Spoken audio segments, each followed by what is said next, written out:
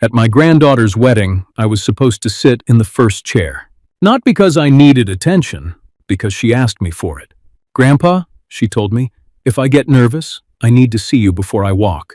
But when I reached the front row, my name card was gone. My son stepped in front of me and whispered, "Dad, don't embarrass us. They belong up front." He meant his rich in-laws. Then he moved me behind a column near the musicians. I opened the wedding program.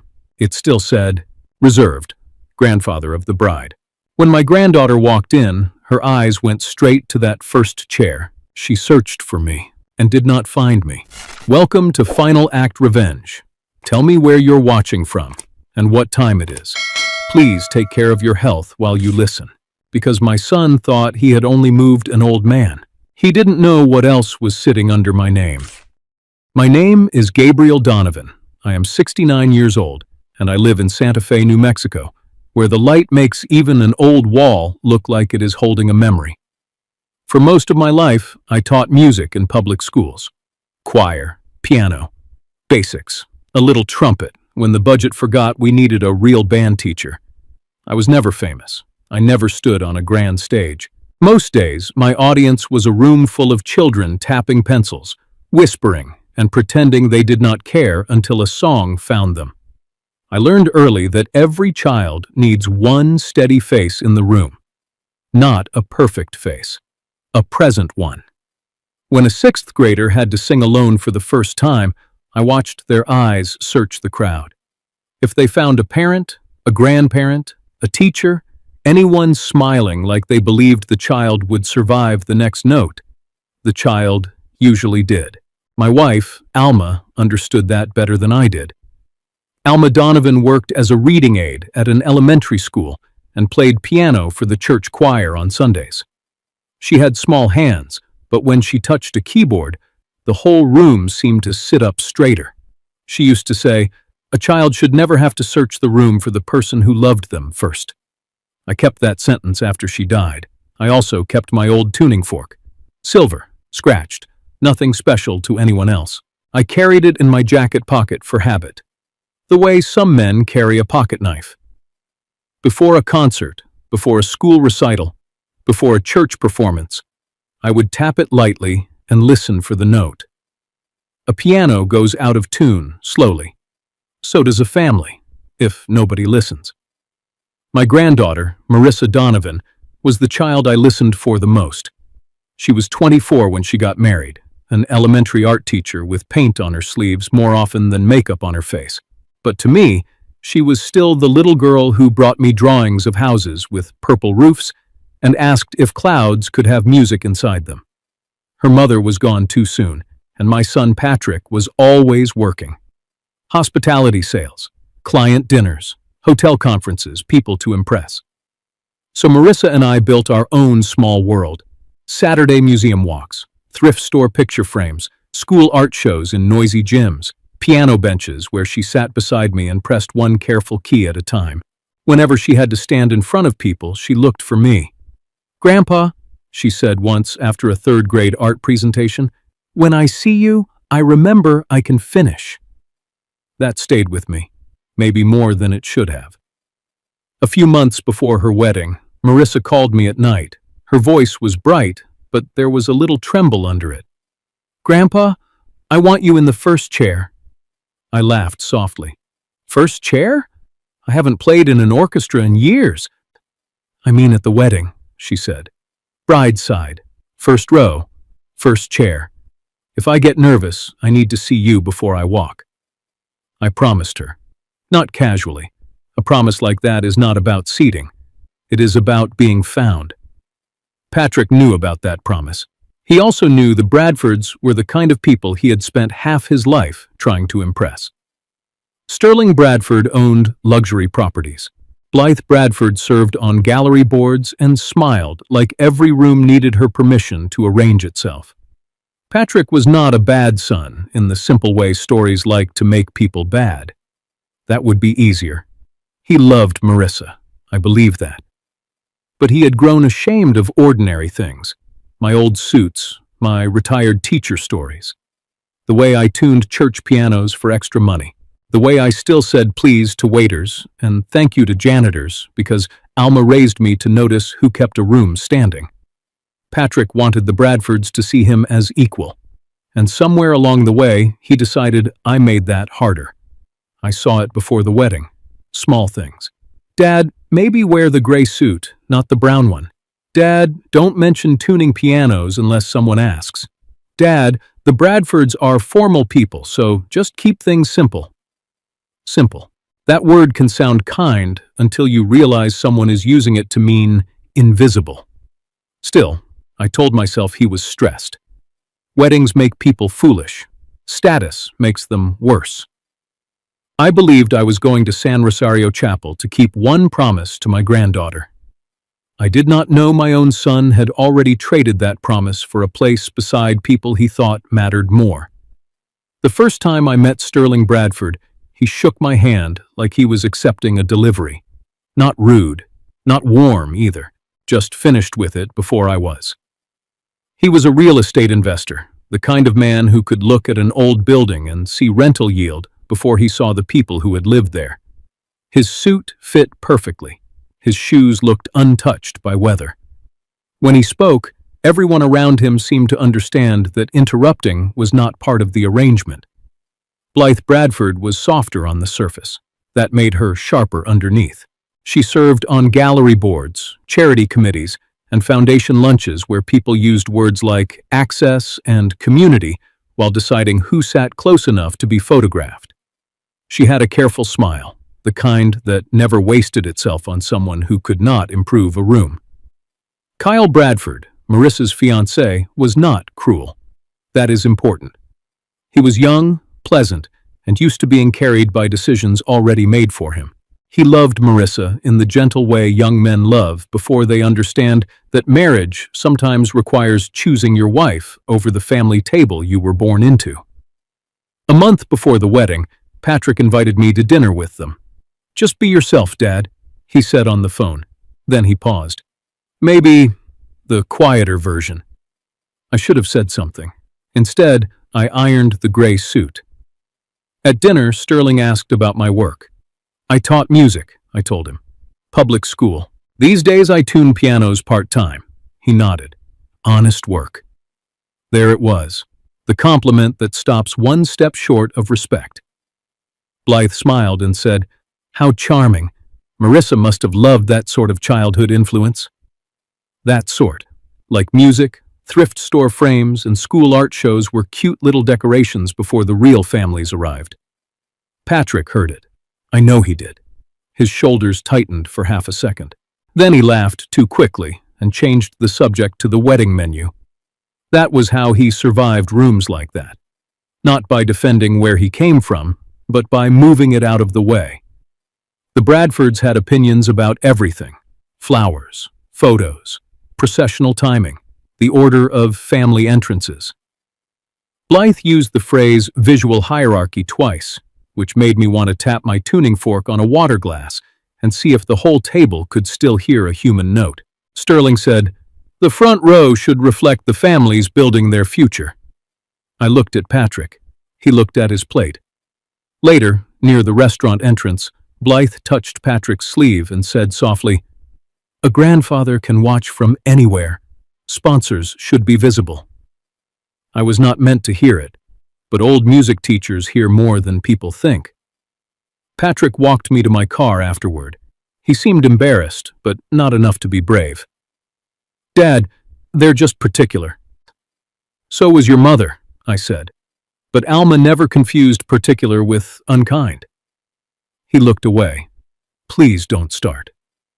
Those 3 words told me the argument had already begun somewhere inside him, and I was losing it without being invited. The week of the wedding, little things shifted. Patrick called to confirm what I was wearing. Then he asked whether I planned to bring my tuning fork. "It's in my pocket most days," I said. He sighed. "Dad, it's a formal wedding." "It is a tuning fork, Patrick, not a raccoon." For a second, he almost laughed. Almost. Then the old worry returned to his voice. "I just want everything smooth for Marissa." "So do I." but we did not mean the same thing. To me, smooth meant Marissa walking down the aisle and finding the faces that loved her. To Patrick, smooth meant no one important noticing the ordinary father he had not learned how to claim. The printed programs came from a local shop owned by Cora Fields. Cora had printed school concert flyers for me years ago. She knew my name, knew Alma's, and knew Marissa, because Santa Fe is a city that pretends to be large until grief or weddings prove otherwise. The final program listed me clearly. Reserved, grandfather of the bride, Gabriel Donovan. Cora told me later that was the version approved for print. But the night before the wedding, after the programs were already boxed, Patrick sent a separate seating revision to the chapel. Not to Cora, to the volunteer staff. That was important. Paper can tell the truth if you know which copy was printed before the lie arrived. Nanette Wells saw it happen. Nanette was a retired school secretary volunteering at San Rosario Chapel. Women like Nanette keep civilization alive with clipboards and disapproval. She could smell a suspicious correction from across a hallway. On the wedding morning, she watched Patrick remove the card from the first chair on the bride's side. Grandfather of the bride, Gabriel Donovan. He replaced it with Bradford family, parents of the groom. Nanette asked, "Isn't that Mr. Donovan's seat?" Patrick said, "We had to adjust. Please don't make this a thing." That was the sentence, right there. Please don't make this a thing. People say that after they have already made it one. Willow Grant, Marissa's 18-year-old cousin, was helping at the guest table. She saw the program. Then she saw the seating chart. Her face went red in that honest young way that adults spend years training out of themselves. "Grandpa Gabe," she whispered when I arrived, "this doesn't match." I looked down at the program in my hand. My name was still there. Then I looked toward the first row. My chair was not. By the time I arrived at San Rosario Chapel, the program still honored me, but the chair had already been sold to people my son thought mattered more. I stood beside the guest table with the wedding program in my hand, reading my own name like it belonged to somebody else. Reserved, grandfather of the bride, Gabriel Donovan. There it was, black ink, clean type, no confusion, no mistake. A promise printed before someone decided promises could be rearranged for people with better shoes. Willow Grant stood next to me, chewing the inside of her cheek. She was 18, nervous, and too honest for a wedding where adults had already started lying with ribbon and cardstock. "Grandpa Gabe," she whispered, "I swear, it was different yesterday." I looked at the seating chart on her clipboard. My name had been moved, not erased completely. That would have been too obvious. Just shifted. Placed behind an adobe column near the musicians, in a row where a man could technically say he attended the wedding, while everyone else could pretend he had not mattered enough to be seen. And in the first chair on the bride's side, where Marissa had asked me to sit, there was a new card. Bradford family, parents of the groom. I looked toward the front. Sterling Bradford was already standing there, talking to another guest with one hand in his pocket, like the chapel had been built around his calendar. Blythe Bradford sat in the chair meant for me. She had placed a small, pearl-colored clutch on the arm of it. That little purse made me angrier than it should have, not because it was expensive, because it rested on the space where my granddaughter had expected to find me. Nanette Wells came over then, holding a stack of folded programs against her chest. She did not smile. Retired school secretaries do not waste smiles when records have been tampered with. "Mr. Donovan," she said quietly, "I thought you should know. Your son changed that card himself." I looked at her. "When?" "This morning." Willow's eyes widened. Nanette lowered her voice further. "He said it was a family adjustment." A family adjustment. That was one way to describe moving a grandfather out of his granddaughter's sight. "Did Marissa approve it?" I asked. Nanette shook her head. "She wasn't here." I folded the program once, carefully. Too carefully, maybe. A person can do many things when he is trying not to shake. Patrick appeared before I could walk toward the front. He came fast, but not fast enough to look innocent. "Dad," he said, "please, not now." I held up the program. "Then when?" His eyes flicked to Willow, then Nanette, then the guests beginning to fill the chapel. "It's just a seat." That sentence was small. Cowardly things often are. I looked past him to the first row. "Then why did you give it away?" His jaw tightened. "You're making this harder than it has to be." "No," I said. "You made it hard when you moved me without telling the bride." He stepped closer. His voice dropped. "Marissa has enough to worry about today. She asked for me there." "I know." That hurt more than if he had denied it, because it meant he understood the promise before he broke it. Patrick glanced back toward Sterling and Blythe. "The Bradfords are important people, Dad. Sterling has connections. Blythe sits on boards. Kyle's family can help Marissa in ways we can't." There it was. Not hatred, not even cruelty in the loud sense. Something worse. Calculation dressed as concern. I slipped my hand into my jacket pocket and touched Alma's old tuning fork. Cold metal, familiar edge. For years, that little fork had helped me find the right note in a noisy room. That day, it helped me hear the wrong one. "The chair was not for your business contacts," I said. "It was for your daughter's nerves." Patrick looked away, only for a second, but I saw the shame under his irritation. "Dad, don't embarrass us."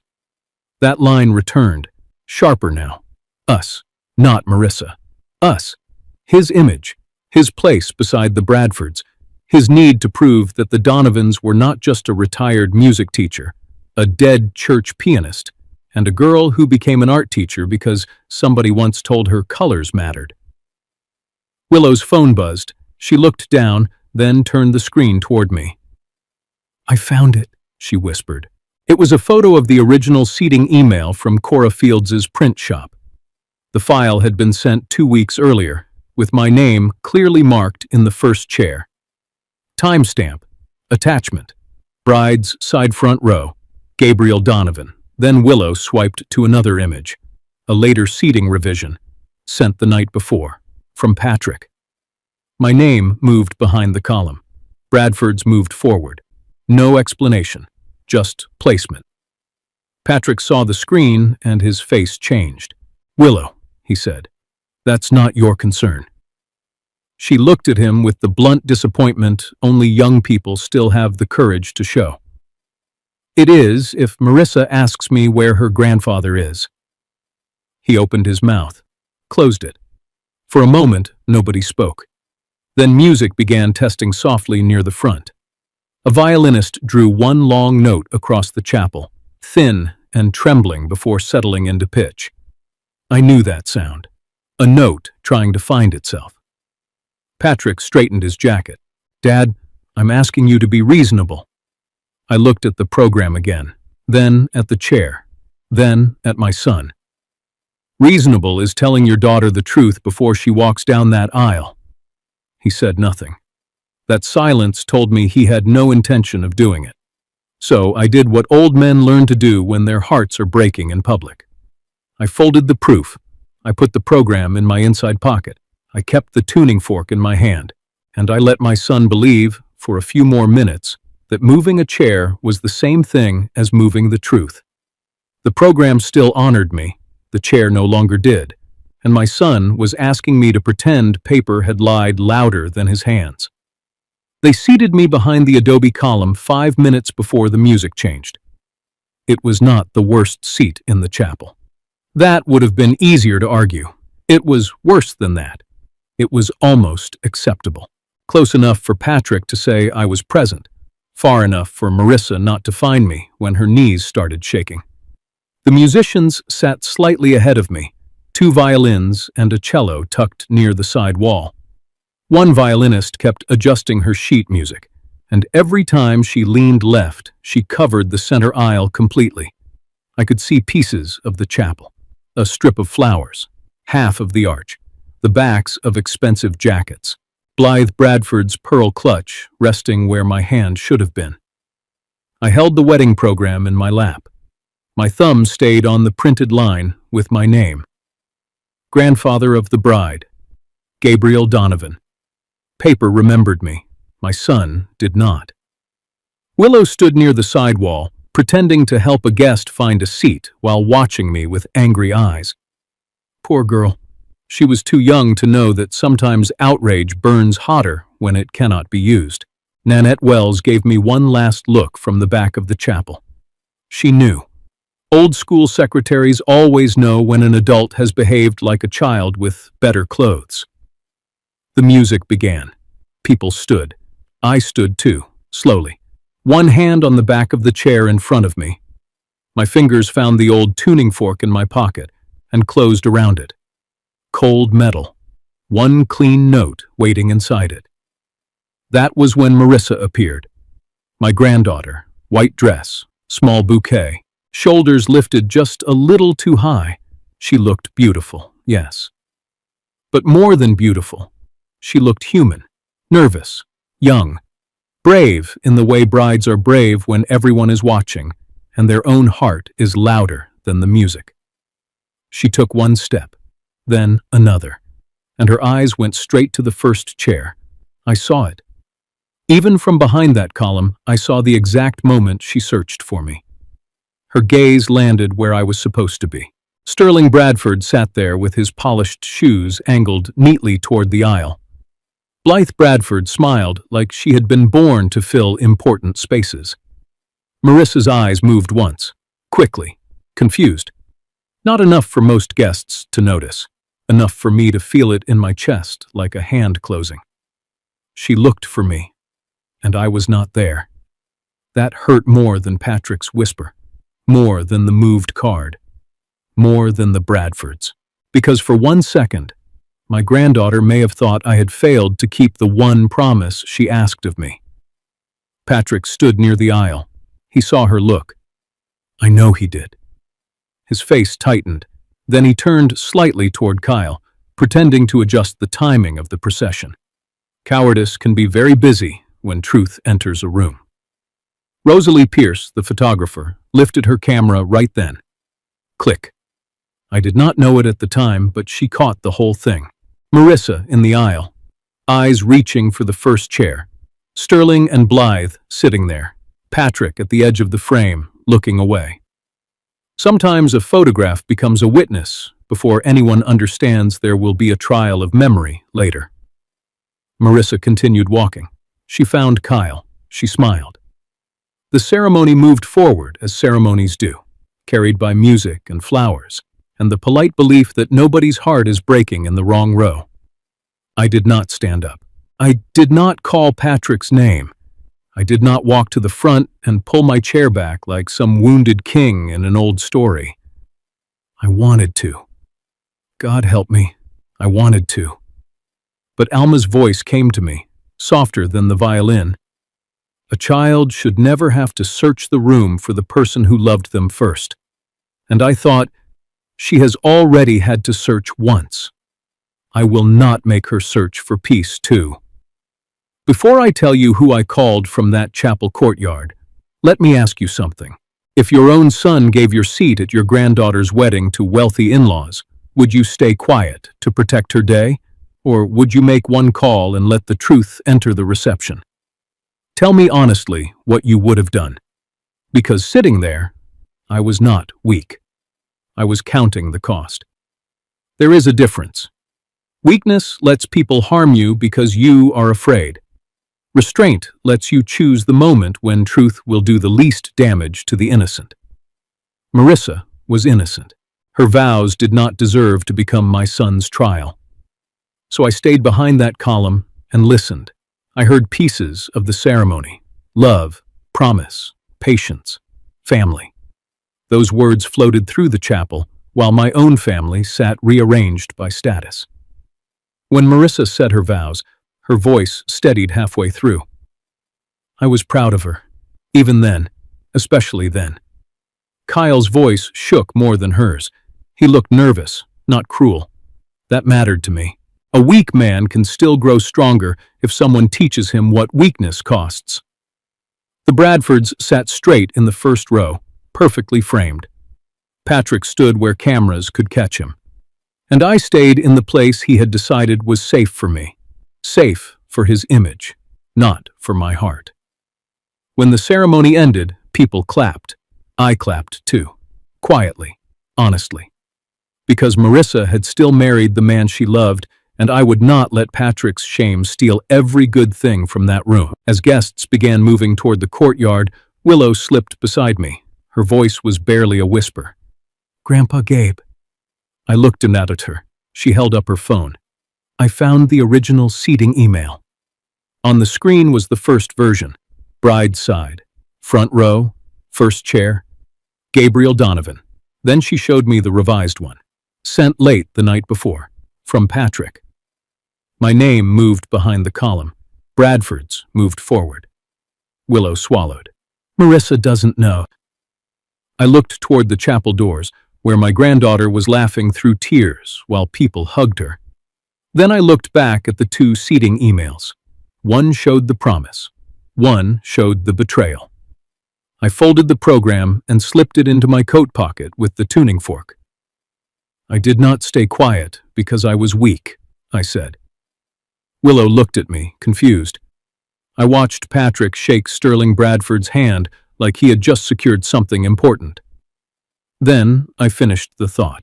I stayed quiet because my granddaughter's vows did not deserve to become my son's trial. The courtyard outside San Rosario Chapel was beautiful in the way places can be beautiful while your heart is trying to stand upright. Adobe walls held the afternoon light. Bougainvillea climbed one corner in pink bursts. A guitarist played something soft near the fountain, and guests drifted around with champagne glasses, speaking in those gentle wedding voices people use when they want photographs to believe them.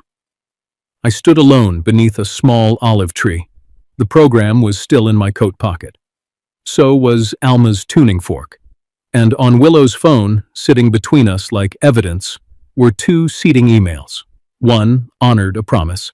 The other moved me behind a column. Willow looked at me with wet eyes. "What are you going to do?" I watched Marissa across the courtyard. She was laughing with Kyle, both hands around her bouquet, still glowing from the vows. For one moment, she looked free. I wanted to keep that for her, at least a little longer. "I'm not going to ruin her wedding," I said. Willow nodded, but she looked disappointed, like she thought silence meant surrender. "It doesn't mean I'm doing nothing." I stepped a few paces away from the music and took out my phone. There are calls you make with anger. There are calls you make with panic. This one, I mean with the kind of calm that only arrives after something inside you has stopped pleading. I called Meredith Bellamy. Meredith was an estate and education trust attorney in Santa Fe.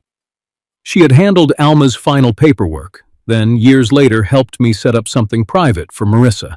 Not flashy, not public, just a quiet structure for a young woman who loved children, paint, classrooms, and making ordinary lives brighter. Meredith answered on the third ring. "Mr. Donovan," she said. "I thought you were at the wedding." "I am." A pause. "Is Marissa all right?" "She is," I said. "That is why I'm calling quietly." Meredith's voice changed. Lawyers hear pauses the way musicians hear wrong notes. "What happened?" I looked back through the chapel doorway. Patrick was standing near Sterling Bradford, smiling too hard. Blythe was speaking to another guest with her hand resting lightly on Sterling's arm, like the whole afternoon belonged to their family. My reserved role was removed, I said. Patrick gave my chair to the Bradfords. Marissa was not told. Meredith did not gasp. Good attorneys do not waste breath on shock. Was this before or after the ceremony? Before. Did Marissa ask for that seat? Yes. Do you have proof of the original arrangement? I looked at Willow. She has the original seating email and the revision Patrick sent. Good, Meredith said. Preserve both. Then she asked the question that made the air around me change. Was there any planned announcement today involving the trust? I frowned. What announcement? Another pause. This one was hers. Patrick contacted me twice this week. My hand tightened around the phone. For what? He asked whether he could coordinate the newlywed support transfer for presentation at the reception. Presentation. That word landed almost as hard as the missing chair. Not gift. Not protection. Presentation. I looked across the courtyard again. Patrick was no longer smiling. He had turned his head slightly, watching me now. Meredith continued, I did not approve anything. I told him donor contact authority remained with you, and beneficiary review had to involve Marissa directly. What did he say? He said you preferred to stay in the background. I laughed once under my breath, not because it was funny, because the cruelty had become efficient. In the chapel, he put me in the background. In the paperwork, he had already written me there. Willow stepped closer. Is everything okay? I covered the phone for a second. No. That was all I could say. Meredith's voice returned, clean and careful. Mr. Donovan, if your family role was removed under pressure, and if there is any attempt to present trust support without proper authorization, I can pause the transfer today. Pause what exactly? The newlywed support addendum. I looked down at the courtyard stones, the same stones Marissa had crossed minutes earlier as a bride. You can stop Patrick from touching it? He cannot touch it now, Meredith said, but I can formalize that no disbursement, announcement, or coordination occurs through Patrick, the Bradford family, or any family representative until I review directly with you and Marissa. There it was. The first clean note in a room full of noise. I had not called to punish Marissa. Never. That money was for her. But I was beginning to understand that love sometimes has to close one door so the right person can walk through another. Meredith added, drier now. Family drama is why trust documents have margins. Despite everything, I almost smiled. Alma would have liked her. Patrick crossed the courtyard toward me then. Fast, not running. Weddings do not allow men like Patrick to run unless someone faints. But his face had changed. The salesman's smile was gone. The sun was gone too, mostly. What came toward me was a man who knew a private arrangement might be turning public. Dad, he said, stopping a few feet away, who are you talking to? I looked at him. Someone had handed him a glass of champagne. He had not taken a sip. Meredith Bellamy. His fingers tightened around the stem. Why? She asked the same thing about you. Willow backed away slightly, but she did not leave. Patrick lowered his voice. This is not the time. You made time when you moved my chair. His eyes flashed. Please don't start this here. I didn't start it here, Patrick. I found it here. He glanced toward the Bradfords, then toward Marissa. That glance told me almost everything. He was not worried about his daughter's pain, not first. He was worried about who might see it. Meredith was still on the line. I raised the phone slightly. She says you asked to coordinate the support transfer for presentation. Patrick swallowed. It was just a question. No, I said. A question is, Dad, may I? What you asked was how to display something you did not own. His face reddened. The Bradfords are not enemies, Dad. They can open doors for her. Marissa needed one door today, the one where she could look down the aisle and find me. For a second, something like shame moved across his face. Then he buried it. You're making this about yourself. I stepped closer. No. You made me disappear, then tried to use my gift as proof you belonged beside people who made you feel small. That hit him. I saw it, but not hard enough to make him honest. Meredith spoke through the phone, calm as a sealed envelope. Mr. Donovan, would you like me to issue the temporary pause now? Patrick's head snapped toward the phone. Pause what? I held his gaze. Someone who still reads what your family tries to rearrange. Then I said into the phone, yes, Meredith. Pause it. Across the courtyard, the reception doors opened. A coordinator announced that family speeches would begin soon. Patrick looked at the doors, then at me. For the first time that day, he understood the chair had not been the only thing he moved. Patrick thought he had shifted an old man out of view. He did not know he had just moved me close enough to the phone call that could stop his whole presentation. Patrick stared at me as if I had just pulled a wall out from behind the wedding. "What exactly are you pausing?" he asked. His voice was low, but the fear in it was not. Meredith Bellamy stayed on speaker now. Her tone did not rise. It did not need to. Lawyers who understand their documents never have to shout at people who only understand appearances. "The newlywed support addendum," she said. Patrick's jaw tightened. "Meredith, this is a family event." "Yes," she answered, "which is why the beneficiary's interests matter more than the presentation." I almost closed my eyes at that. Presentation. That word had been floating through the whole wedding like perfume over something spoiled. The first chair had been presentation. The Bradfords in front had been presentation. My being placed behind a column had been presentation. And now I understood that the gift I built for Marissa had been invited into the same costume. Willow stood a few feet away, still holding her phone with the seating emails. She looked from Patrick to me, realizing that the stolen chair had opened a door into something much larger. Patrick stepped closer. "Dad, let's not do this in the courtyard." I looked around. The courtyard was full of guests drinking champagne under pink bougainvillea. A guitarist played near the fountain. Sterling Bradford was laughing with two men in expensive linen jackets. Blythe was arranging people for photographs like they were objects on a shelf. Marissa was across the courtyard with Kyle, smiling for an aunt who had traveled from Denver. She did not know yet. That was the only reason I still measured my voice. "You were comfortable moving me in the chapel," I said. "Don't suddenly become private when the paperwork moves back." Patrick glanced toward Willow. "Willow, give us a minute." She did not move. Good girl. Some families need one young person who has not yet learned to abandon the truth for comfort. Meredith asked, "Mr. Donovan, would you like me to summarize the trust structure so there is no confusion?" Patrick said quickly, "That's not necessary." "It is," I said. There was a brief silence on the phone. Then Meredith began. The Marissa Donovan Art Education Trust was established by Gabriel Donovan after the passing of Alma Donovan. The purpose is educational, professional, and transitional support for Marissa Donovan, specifically related to art education, classroom expenses, student debt relief, and early household stability. Patrick looked away. He knew all that. Of course he did. He just hoped I would keep treating it like something too private to defend. Meredith continued.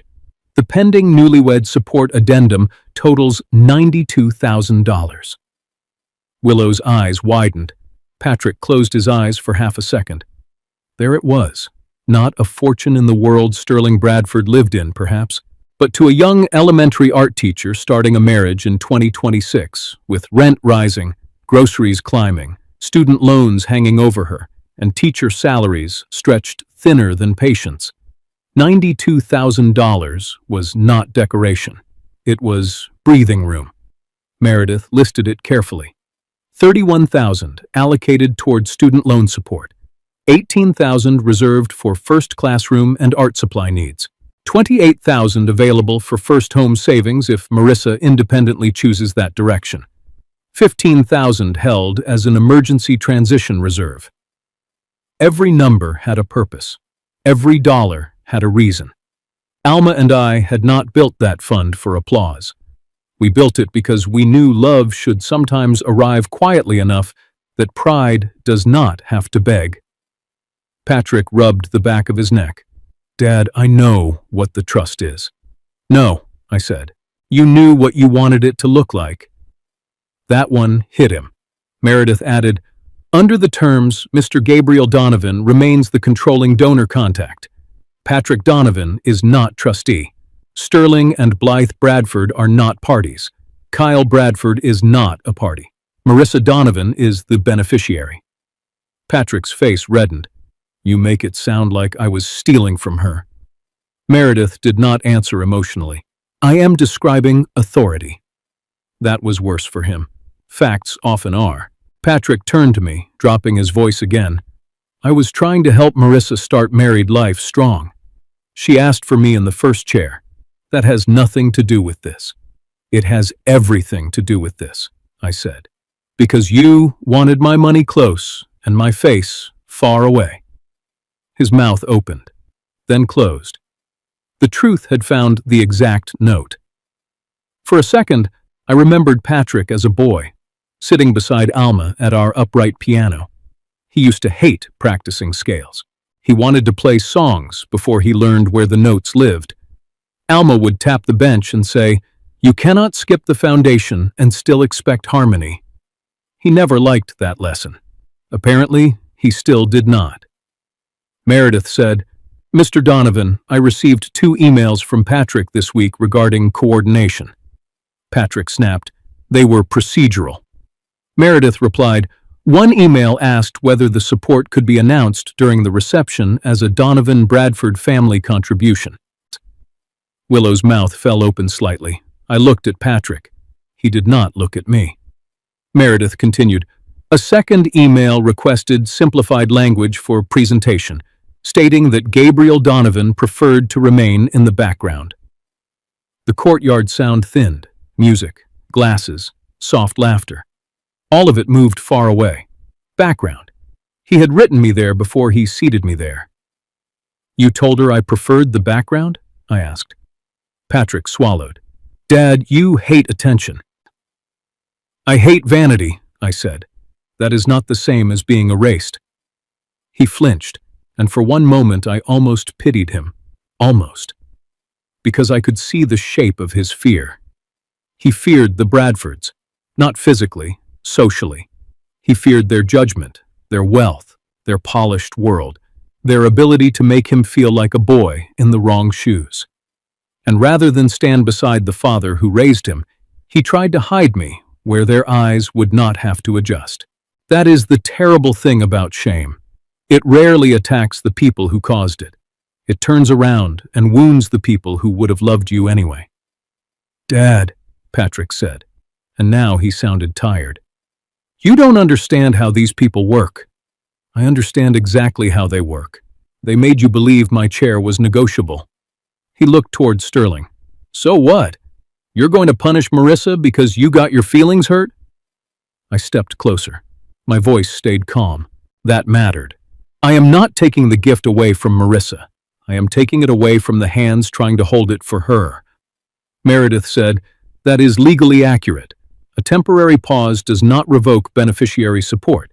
It prevents unauthorized coordination, announcement, or third-party involvement until beneficiary-only review is completed." Patrick stared at the phone like it had betrayed him. No. The phone had only allowed the paperwork to speak. Willow whispered, "Does Marissa know about the 92,000? I looked at him. Some of it. Not all the details. I wanted to talk to her after the wedding, quietly. Patrick seized on that. "So, you hid it too?" "No," I said. "I protected it. There is a difference." He gave a bitter little laugh. "From me?" I did not answer quickly. That silence hurt him. Good. Some pain teaches what advice cannot. "Yes," I said finally. "From anyone who might turn her future into a microphone moment." Before Patrick could answer, Kyle Bradford approached from across the courtyard. He looked uncertain, caught between the family he came from and the woman he had just married. "What's going on?" Kyle asked. Patrick immediately straightened. "Nothing, just Dad overreacting." I turned to Kyle. "Did you know Marissa asked me to sit in the first chair?" Kyle hesitated.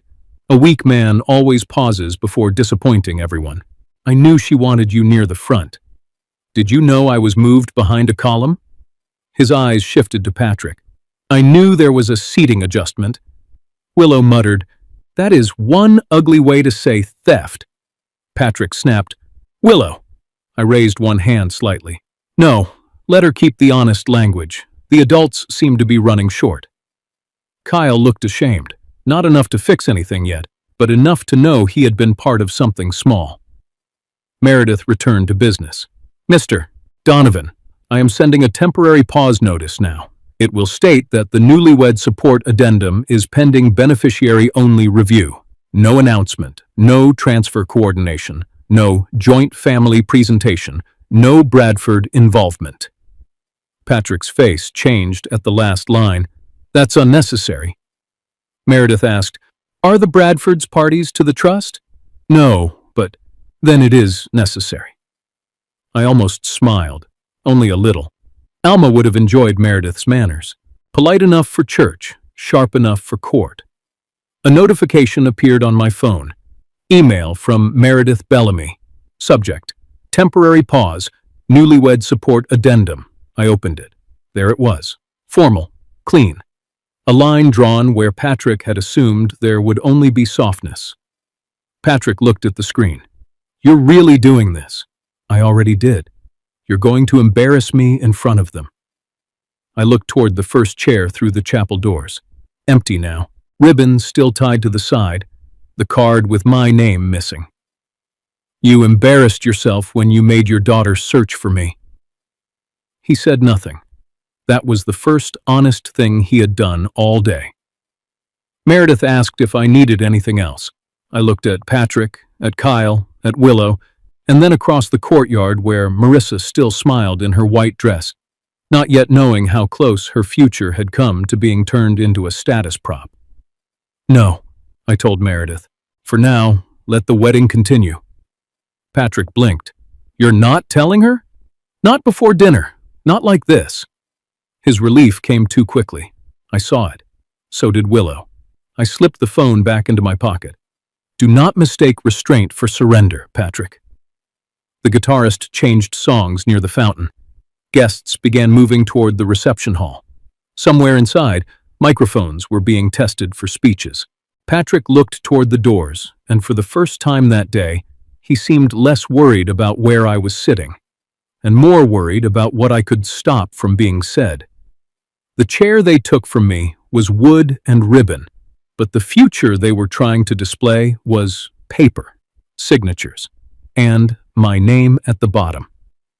After Meredith sent the pause notice, I stepped away from the courtyard. Not far, just far enough to stop hearing Patrick breathe like a man whose plan had lost its polish. The reception hall was opening. Guests were drifting inside, guided by servers holding silver trays and smiles that had been trained to survive family tension. I stayed near the chapel doorway. The first chair was empty now. Sterling and Blythe Bradford had moved outside for photographs, but their card still sat on the chair that was supposed to hold my name. A white ribbon hung from the side.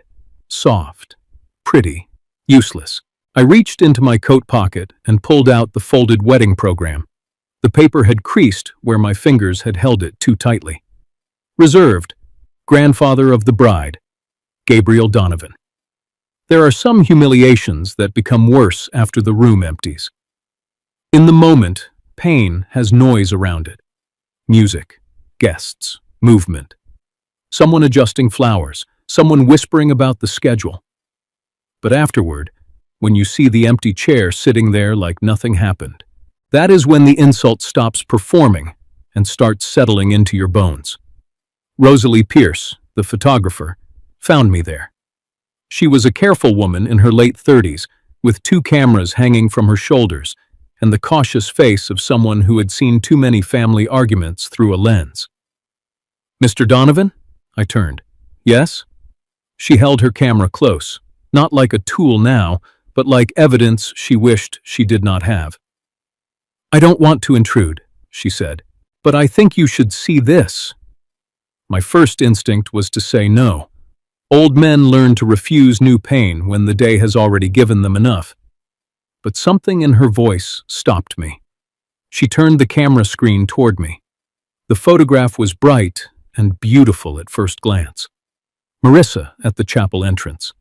White dress, bouquet held in both hands, light falling across her face. But then I saw her eyes. She was not looking at Kyle. Not yet. She was looking toward the first chair, toward where I had promised to be. And in that chair sat Blythe Bradford, chin lifted slightly, pearl clutch on her lap. Sterling sat beside her, polished and still, like a man who had never once wondered whether he belonged anywhere. At the edge of the frame stood Patrick, my son. He was looking away, not by accident, away. That broke something in me more quietly than anger ever could. Rosalie lowered her voice. I took several shots. In all of them, she looks there first. I stared at the tiny screen until the chapel blurred. Marissa had looked for me, not guessed, not glanced randomly. Looked. A grandfather knows the difference. I remembered her first school art show, standing beside a poster painted with crooked yellow birds. She had searched the gym until she saw me near the folding chairs. Then she lifted one hand, barely, just enough for me to know she had found her courage. I remembered her first choir solo, even though she was an art child and not a music child. She had forgotten the second line. I tapped my tuning fork softly against my palm, and she smiled because she knew I was still there. Find the note, sweetheart. That was our little joke. Find the note. Today, she had searched for her note and found strangers sitting in tune with money. Rosalie said, I'm sorry. I nodded because words were not safe yet. Then Willow came rushing over from the guest table side, her face flushed and angry. Grandpa Gabe. She held something flat against her chest. What is it? She opened her hand. My chair card. Grandfather of the bride. Gabriel Donovan. It was bent at one corner. Dust clung to the edge. Where did you find that? I asked. Under the guest table, she said. Behind the basket with the programs. Under the table. Not misplaced. Hidden. A card does not crawl under a table by itself. I took it from her slowly. For a moment, the card in my hand and the photograph on Rosalie's camera became the whole day. One showed where I was supposed to be. One showed who suffered when I was not there. Willow's voice shook. They hid it, didn't they? I looked toward the courtyard, where Patrick was speaking to Kyle now. His hands were moving in small controlled gestures, the way he spoke to hotel clients when something expensive had gone wrong. Yes, I said. They did. Rosalie hesitated. Do you want me to delete the photo? No. The answer came quicker than I expected. No, I repeated, softer. Some things need to be remembered correctly. She nodded. Then she stepped back, giving me the kindness of space. I held the card in one hand and Alma's tuning fork in the other. Wood and ribbon had taken my place, but paper was bringing me back. Patrick crossed the chapel entrance then, saw me with the card, and stopped. His face tightened. Dad, he said, please don't make this bigger. I looked at him. It was bigger the moment she looked for me and found them. His eyes flicked to the camera in Rosalie's hand, then to Willow, then to the card. He knew the room had witnesses now. That changed his face more than my pain did. I wish I could tell you that surprised me. It did not. By then, I understood Patrick was not afraid of hurting me. He was afraid of being seen hurting me. That is a different sickness. He stepped closer. Marissa is happy. Don't drag her into this. You already did. No, I protected her from unnecessary drama. I almost laughed. Not because it was funny, because the word protected had become almost unrecognizable in his mouth. Protected her? I said. She asked for one face in that first chair. You gave her a social arrangement. His jaw worked. You don't know what it's like dealing with people like the Bradfords. I know what it's like raising someone who became afraid of them. That landed. For a second, he looked like the boy I used to drive to school concerts. The boy who would sit in the passenger seat and ask if his tie looked stupid. Then the man came back. The reception is starting, he said. Can we just get through today? I looked at the card, then at the photo, then at him. That depends on what you were planning to say before dinner. His face changed again. Too quickly. Too clearly. I did not need Meredith's message yet to know there was more. But it arrived anyway. My phone buzzed in my coat pocket. I pulled it out. Meredith Bellamy, a text. I found the draft toast. You need to see it before the reception speeches. The courtyard noise seemed to fall away. The guitar, the laughter, the clinking glasses. All of it thinned into one long, wrong note. Patrick saw my screen. He did not read the whole message, but he read enough. Dad, he said, quieter now, whatever she sent you, it was just wording. Just wording. Just deceit. Just presentation. Just background. Small words, all lined up like little doors hiding larger rooms. I put the bent chair card into my inside pocket beside the wedding program. Then I slid Alma's tuning fork in after it. I was not shaking anymore. That frightened me a little, because calm is where decisions go when anger stops asking permission. Willow touched my sleeve. Grandpa Gabe? I looked at her. Stay near Marissa, I said, but don't tell her yet. Willow nodded, though her eyes were still burning. Patrick whispered, Thank you. I turned to him. Do not thank me. I am not protecting you. He swallowed. I know. No, I said. You don't. Not yet. Across the courtyard, Marissa laughed at something Kyle said. She looked young, happy, unaware. I let myself watch her for 3 seconds. Just 3. Then I opened Meredith's message. I thought the worst thing they had stolen was my chair, until I saw the draft toast they planned to give before dinner. I opened Meredith Bellamy's email while the wedding guests moved into the reception hall. The subject line was simple. Draft reception remarks. Patrick Donovan. No warning, no dramatic language, just enough truth to ruin a man's appetite before dinner. I stood near the chapel wall while servers carried trays of champagne through the courtyard. Somewhere inside the reception hall, silverware clinked against plates. A jazz trio had started warming up near the dance floor. The wedding was still beautiful. That was the strange part. Pain does not stop flowers from looking expensive. I opened the attached document. The first lines were harmless enough. Patrick thanking guests, thanking the Bradfords, thanking 2 families coming together. Then I reached the middle paragraph. And there it was.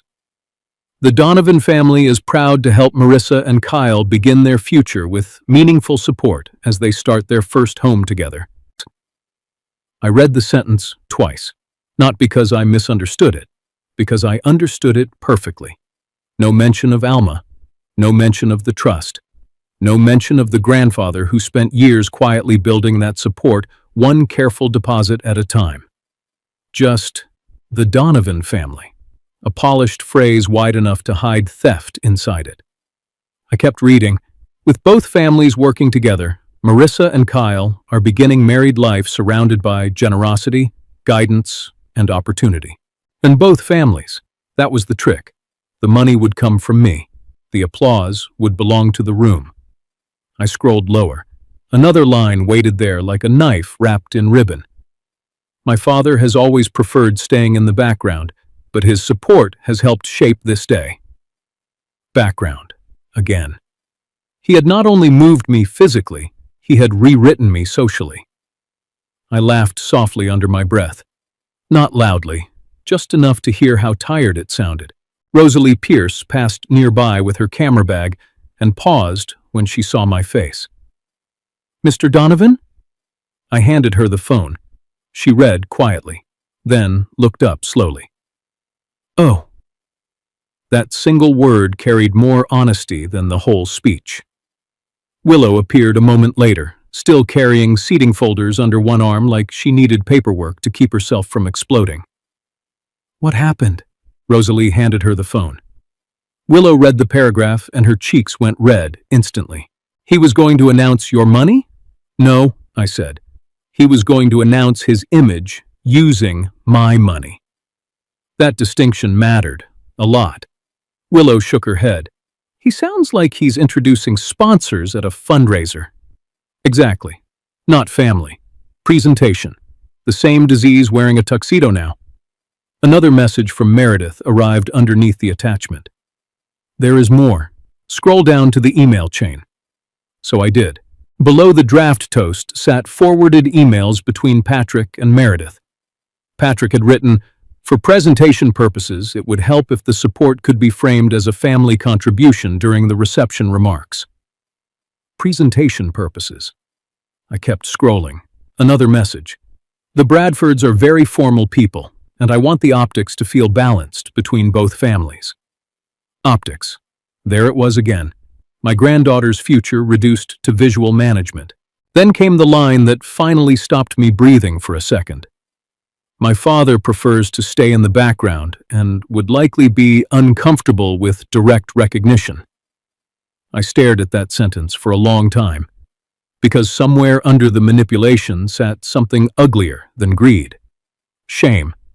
Patrick had spent so many years apologizing for where he came from that he started doing it before anyone even asked him to. Willow whispered, "He wrote that about you?" "Yes." Her voice cracked. "But Grandpa Gabe, everyone knows you helped raise Marissa." I looked toward the reception hall entrance. That is exactly why he needed the speech. Willow frowned. I nodded toward the screen. If people already know who loved her, then the only way to change the story is to rewrite who gets credit publicly.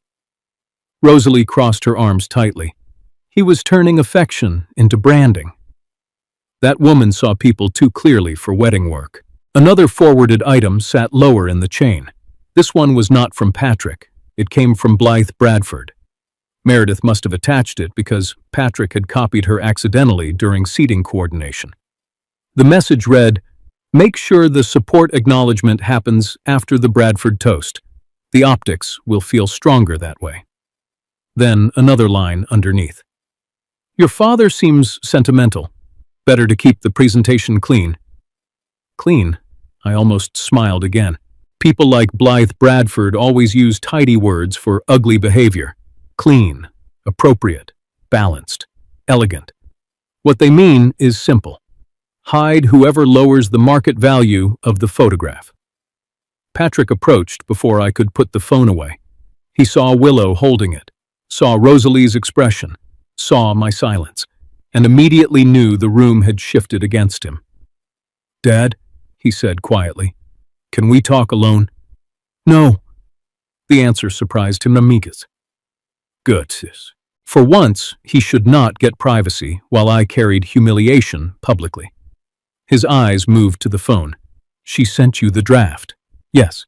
"It was just wording." That sentence again. Just wording. Just seating. Just optics. Small lies stitched together until they became a personality. Patrick lowered his voice further. "I was trying to make things smooth between the families. You were trying to make yourself look equal to people who taught you to feel embarrassed by me." His face tightened hard at that. "That's not fair." "No," I said. "Fair would have been my granddaughter finding me where she asked me to be." He glanced toward the reception doors nervously. Guests were beginning to take seats for dinner. I could hear silverware and low conversation drifting outward. Somewhere inside, someone tapped a microphone twice. Patrick swallowed. "The Bradfords notice everything. So you removed the things they might judge." His jaw flexed. "You don't understand what these people are like." "I understand exactly what they are like," I said. "What I failed to understand was what you were becoming beside them." That hurt him. I saw it land. For one moment, the confident hospitality salesman disappeared, and I saw the boy who used to beg Alma not to make him wear thrift store jackets to school concerts. Back then, Alma would kneel and straighten his collar. Then she would say, "Anybody who laughs at where you came from is announcing the poverty of their own character." Patrick loved that sentence when he was 14. Apparently, wealth had convinced him to forget it. Kyle Bradford approached then, looking pale. "What's happening?" Willow turned the phone toward him before Patrick could stop her. Kyle read the speech draft, then the emails. His face changed slowly, like someone watching a mirror crack. "You were going to announce the trust?" Patrick snapped. "It was not a big deal." Kyle looked at him. "No, moving him was already bad. This makes it worse." Patrick rubbed both hands across his face. "You don't get it. Your parents care about this stuff." Kyle answered quietly. "That doesn't mean we had to." Silence. Heavy silence. The kind that arrives when somebody weak finally says one honest thing. I looked toward the ballroom doors again. Inside that room sat guests, waiting for speeches, champagne, and stories about family unity. And somewhere near the head table sat Marissa, still believing this day had only one betrayal. Patrick looked at me carefully now, not angry anymore, afraid. "Dad," he whispered, "please don't destroy tonight." I folded the phone shut. Then I slipped the bent chair card deeper into my pocket beside Alma's tuning fork.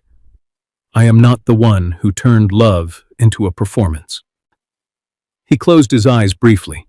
The microphone inside the reception hall squealed once as someone adjusted the volume. A wedding coordinator stepped into the doorway. "Family speeches in 10 minutes.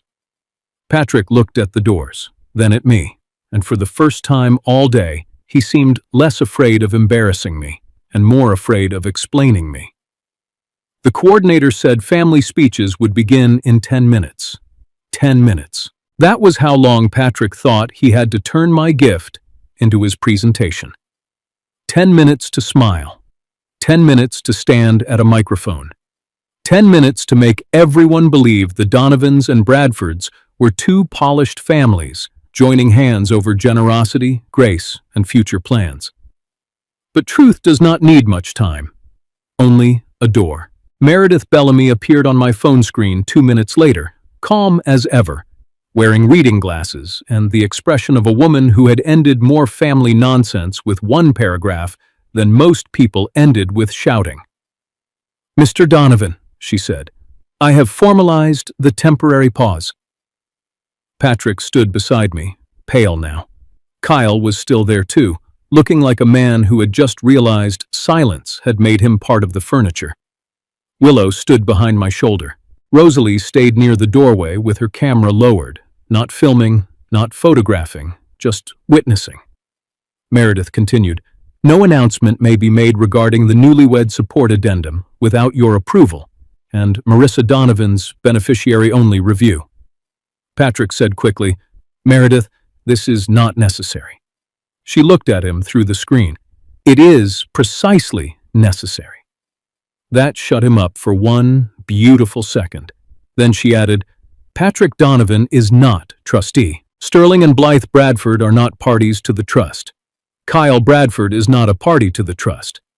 No family representative is authorized to coordinate, present, redirect, describe, or frame the funds as a joint family contribution." Every word landed like a chair being put back where it belonged. Patrick rubbed his forehead. "Can we please not do this where people can hear?" I looked around. People were not crowding us. Not yet. But Sterling and Blythe had noticed the huddle near the reception entrance. They began walking over, slow and polished, the way wealthy people move when they believe the room will make space for them. Sterling arrived first. "Is there a problem?" Blythe looked at Patrick, then at me, then at the phone. Her smile was still there, but the warmth had left it. Gabriel Donovan may have been old, but I knew a practiced face when I saw one. Meredith answered before Patrick could decorate the moment. "There is a trust matter being corrected." Sterling's brows lifted. "A trust matter?" "Yes," Meredith said. "One involving Marissa Donovan's support addendum." Blythe's smile tightened. "Oh, that? We only wanted the acknowledgement to be graceful."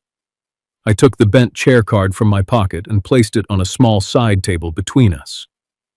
"Grandfather of the bride, Gabriel Donovan." "Graceful," I said. "Would have been leaving this where Marissa asked for it." Sterling glanced at the card. "This seems excessive for a seating misunderstanding." I looked at him. "Then why did everyone need to misunderstand it in the same direction?" No one spoke. Willow made a sound that might have been a laugh if the day had been kinder. Blythe's voice cooled. Mr. Donovan, no one meant disrespect. Weddings require presentation. There it is again, I said. Presentation. Patrick whispered, Dad. I held up one hand, not harshly, just enough. You gave my chair away because you thought status sat in it, so I made sure my money never would. That sentence changed the air. Sterling understood first, not emotionally, financially. His eyes moved from me to Patrick. What does that mean? Meredith answered. The $92,000 addendum is paused pending direct review with Marissa only. No disbursement, no public announcement, no family coordination, and no Bradford involvement. Blythe turned sharply toward Patrick. You said this was handled. Patrick closed his eyes.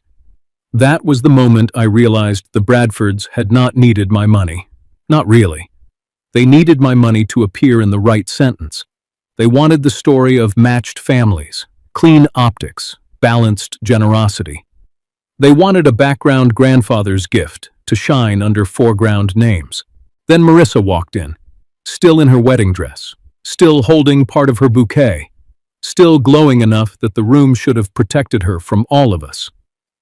But Willow must have sent for her, or maybe daughters sense when fathers have finally run out of lies.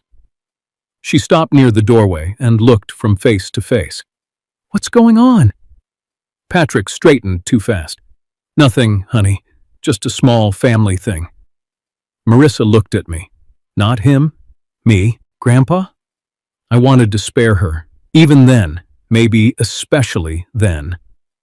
But there comes a point when sparing someone from truth only leaves them surrounded by people willing to edit their life. I picked up the chair card. This was supposed to be on the first chair. Her eyes dropped to it, then lifted. What do you mean supposed to be? Patrick said, Marissa? She turned to him. No, let him answer. I said softly, Your father moved me behind the column before the ceremony. The Bradfords sat where you asked me to sit. Her face changed slowly, like a candle going out in a room that was still full of flowers. I looked for you, she said. 3 words, that was all. I felt them worse than any insult. I know, I said. Her eyes filled. I thought you were late. Patrick looked down.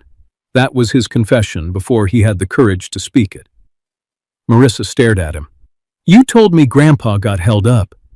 Patrick's voice was small. I was trying to keep the day smooth. No, she said.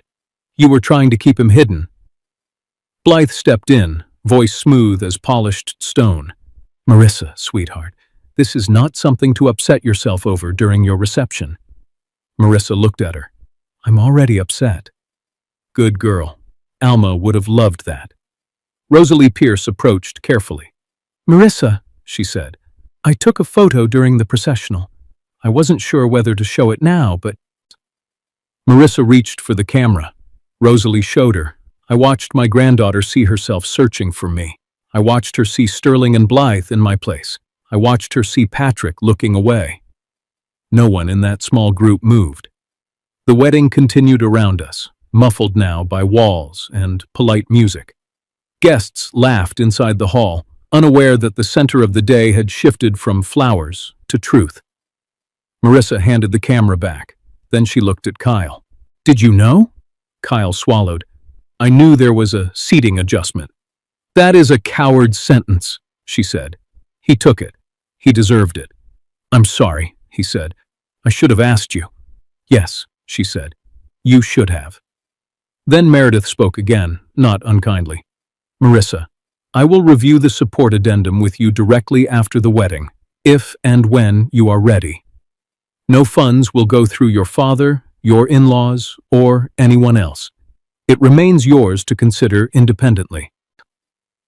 Marissa looked confused for a moment, then hurt in a new way. What support addendum? Patrick inhaled. I closed my eyes briefly. Of all the things I wanted for her wedding day, learning this in a side room was not one of them. I said, it was meant to be a private conversation with you, after the honeymoon, not a speech, not a display. Meredith added gently, "The amount is significant, but the important part is control. It is for you, not for family presentation." Marissa looked at Patrick again. "You were going to announce it?" He said nothing. Blythe did. "It would have been tasteful." Marissa turned toward her. "You sat in my grandfather's chair." Blythe opened her mouth. Marissa did not let her fill it. "And now you're telling me how to tastefully use his gift." Sterling cleared his throat. "This has become unnecessarily emotional." I almost laughed. There it was. Emotion as accusation. The last refuge of people who create pain and then object to sound. Marissa stepped closer to me. "Grandpa, were you going to take it away?" "No," I said. "I was not taking the gift away from you. I was taking it away from the hands trying to hold it for you." She started crying then, not loudly, just enough to be real. Then the wedding coordinator appeared again, nervous now. "Family photos are scheduled before speeches." Blythe seized the chance. "Good. Let's gather everyone and move forward." Marissa wiped her face with the side of her finger. "No." The word was quiet, but final. Everyone looked at her. She turned to Rosalie. "No front family photo until my grandfather is in the first chair." Patrick whispered, "Marissa, please." She looked at him. "I asked for one thing." He had no answer. Willow moved first. She took the bent chair card from the table, straightened it with both hands, and walked toward the chapel entrance. I followed slowly. Marissa took my arm, not for support, for declaration. When we reached the front row, the chair was still there. White ribbon, empty seat. Willow placed the card back where it belonged. Grandfather of the bride, Gabriel Donovan. Marissa touched the back of the chair and looked at me. "I'm sorry," she said. I shook my head. "You found me eventually." She gave a broken little laugh.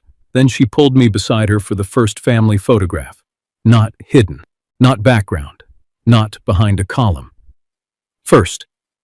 The Bradfords stood stiffly to one side, their visual hierarchy ruined by the simple fact that love had returned to the frame. Patrick stood in that picture too, near enough to be seen, far enough to understand what he had done. The first chair came back before the photographs were taken, but the son who had moved it now had to stand in every picture beside the truth he tried to hide. 3 weeks after the wedding, I met Marissa at a small cafe near Canyon Road. No flowers, no photographers, no Bradfords arranging people like centerpieces. Just my granddaughter in a denim jacket, carrying a sketchbook against her chest the same way she had when she was 12. The waitress brought coffee. Marissa wrapped both hands around the cup before speaking. "I keep replaying the aisle in my head," she admitted. "I remember looking for you, and when I couldn't find you, something felt wrong before I even understood why." I nodded slowly. "That's because love notices absence faster than logic does." She smiled sadly at that. There were shadows under her eyes now. Not dramatic ones, real ones. The kind people get after discovering a family story had another version hidden underneath it. Kyle came later, without his parents. That mattered. He sat down carefully, like a man entering a room where honesty had become more expensive than comfort. "I should have stopped it," he said quietly. "Yes," I answered. No anger, no shouting, just truth. Sometimes calm truth humiliates people more than rage ever could. Kyle looked down at the table. I kept thinking, your son knew how to handle things better than I did. I thought maybe this was how formal families worked. Formal families still know where grandparents belong, I said. That stayed with him. I could see it. The newlywed support addendum remained paused another 12 days, while Meredith reviewed everything directly with Marissa. In the end, the structure changed completely. No joint announcements, no family coordination, no presentation language. The money moved into direct beneficiary protections under Marissa's name only. The first classroom fund stayed. The student loan relief stayed. The emergency reserve stayed. But the first home allocation changed into something Alma would have loved more anyway. The Alma Donovan First Chair Art Grant. Marissa cried when she heard the new name. The grant would help first-year public school art teachers buy classroom supplies without spending grocery money on paintbrushes and paper. Small grants, quiet grants. Enough to remind young teachers they mattered before burnout taught them otherwise. Alma would have smiled at that. Patrick called me 6 times during those weeks. I answered once. He sounded tired, older somehow. "Dad," he said, "I know I messed up." I sat on my porch listening to wind move through the cottonwoods behind my house. "Messed up?" I repeated. "Patrick, you hid me at your daughter's wedding so wealthy people would feel more comfortable." Silence. Then he whispered the truth he should have said years earlier. "I didn't want them looking down on us." Us. Funny how the word returned only after the performance collapsed. I closed my eyes. "Your mother spent her whole life teaching you not to kneel emotionally before people with money." "I know." "No," I said gently. "Now you know." That conversation did not heal anything immediately. Real damage rarely repairs itself inside one emotional phone call. Those are movie endings. Real families move slower than that. Patrick and Marissa barely spoke for almost a month. Blythe Bradford sent one email calling the wedding conflict an unfortunate emotional misunderstanding. Meredith answered it for us, professionally, coldly, beautifully. Sterling Bradford never contacted me again. That told me enough. Men like Sterling do not apologize when status fails. They simply relocate their attention to rooms where nobody challenges them. But Marissa changed. Not all at once, quietly. She started noticing things she used to excuse. Who interrupted whom? Who performed kindness when important guests arrived? Who treated waiters differently than donors? Who became smaller around wealthy people and harsher around ordinary ones? Pain sharpened her vision. That is one of grief's few gifts. A month later, she came to my house carrying a framed photograph. Rosalie Pierce had printed it. It was the photograph from the aisle.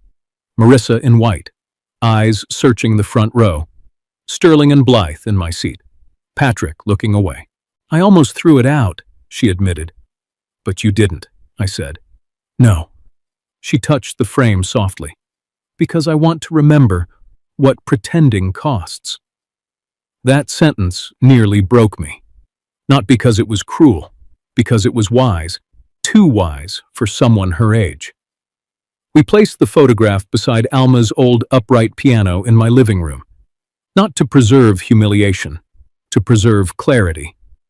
There's a difference. A few days after that, Marissa attended the first small meeting for the Alma Donovan First Chair Art Grant. 5 young teachers sat around folding tables discussing classroom budgets like generals planning a war with glue sticks and dry markers. One teacher admitted she had been buying watercolor paper with credit cards. Another confessed she almost quit teaching because she could not afford supplies for her students anymore. Marissa listened quietly. Then she looked at me across the room, and she smiled, the exact same smile she used to give me before school concerts when she finally found my face in the crowd. That smile told me something important. The first chair had come back. Not physically, spiritually. As for Patrick, I did not cut him out of my life completely. Some people might have. Maybe they would have been justified. But I am an old music teacher, and old music teachers spend too many years believing broken things can sometimes learn harmony again. Still, I gave him conditions. Real ones. I told him plainly, you may return to family conversations when you can publicly admit why you moved me. Not if, when. Because redemption without honesty is only image management wearing softer clothes. Months later, at a small family dinner, Patrick finally said it out loud in front of Marissa and Kyle. I was ashamed, he admitted quietly. I thought if the Bradfords saw where I came from, they would see less value in me. Nobody answered immediately. Then Marissa said the sentence that ended the whole thing better than I ever could have. Grandpa never made me feel smaller for being ordinary. Why did you? Patrick cried after that. Real crying. Not performance, not optics. Just grief finally cornered by truth. I wish I could tell you everything became perfect afterward. It didn't. Families rarely heal in straight lines, but healing finally started once the pretending stopped. And maybe that is the lesson I carried away from the wedding where my chair disappeared. People who love you should never ask you to become invisible so they can feel important. And if someone truly values you, they will not hide you behind a column while using your kindness to decorate the room. Thank you for spending this time with me today. And thank you for caring about this old memory more than I expected strangers ever would. Please tell me in the comments where you're watching from and what time it is where you are right now. I always enjoy seeing how far these stories travel and who they reach along the way. And if this story touched you even a little, please consider subscribing to Final Act Revenge. Another story is waiting for you on your screen right now, and YouTube seems to believe you'll enjoy that one too.